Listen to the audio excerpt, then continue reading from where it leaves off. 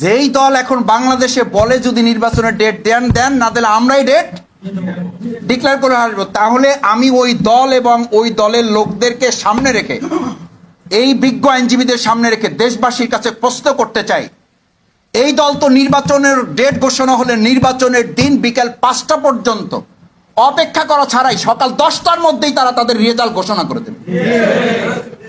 যে দলের নেতারা এই কথা বলতে পারে যে হয় ডেট আপনারা দেন নাহলে ডেট আমরা দিয়ে দেবো, ওরা তো প্রত্যেক কেন্দ্রে কেন্দ্রে এই কথা বলবে, হয় বিজয় আমাদের ঘোষণা করে দেন নাহলে আমরা বিজয়।